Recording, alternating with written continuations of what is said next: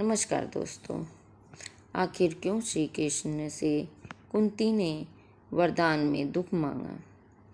कुंती कृष्ण की बुआ थी और पांडवों की माँ थी।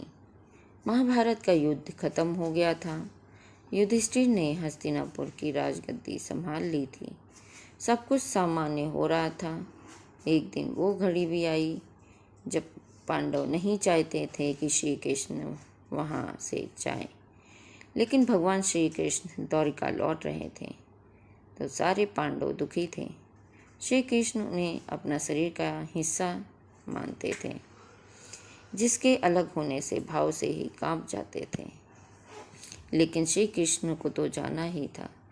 कोई भी श्री कृष्ण को जाने नहीं देना चाहता था। भगवान भी एक एक करके सभी अपने प्रियजनों से मिल रहे थे। सबसे मिलकर उन्होंने कुछ न कुछ सबको उपहार में दिया और सबसे विदा लिया। अंत में वे पांडवों की माता और अपनी बुआ कुंती से मिले। भगवान ने कुंती से कहा कि बुआ, आपने आज तक अपने लिए कुछ नहीं मांगा मुझसे। आज कुछ मांग लीजिए, मैं आपको कुछ देना चाहता हूँ। कुंती की आंखों में आंसू आ गए। उन्होंने रोते हुए कहा कि हे श्री कृष्ण, अगर कुछ देना चाहते हो तो मुझे दुख दे दो। मैं बहुत सारा दुख चाहती हूँ। श्री कृष्ण आश्चर्य में पड़ गए। श्री कृष्ण ने पूछा कि ऐसा क्यों बुआ, तुम्हें दुख ही क्यों चाहिए? कुंती ने जवाब दिया कि जब जीवन में दुख रहता है तो तुम्हारा स्मरण भी रहता है। हर घड़ी में तुम याद आते हो। सुख में तो यदा कदा ही तुम्हारी याद आती है। तुम याद आओगे तो मैं तुम्हारी पूजा और प्रार्थना भी कर सकूंगी। दरअसल हमारे जीवन में सुख और दुख दोनों का ही नियमित रूप से अनुभव करते रहते हैं।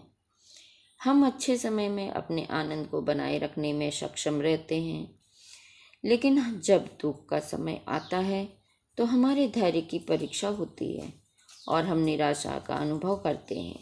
हालांकि यह कुछ ऐसा है जो नहीं किया जाना चाहिए।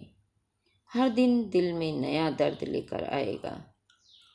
जब हमारे लिए दुख महसूस करने का क्षण आता है तो हमें भक्ति में लग जाना चाहिए। यदि हम स्वयं को समर्पित कर दें तो विपरीत परिस्थितियों में भी अपना साहस, धैर्य और आत्मविश्वास बनाए रखेंगे और उस पर विजय भी प्राप्त कर सकेंगे।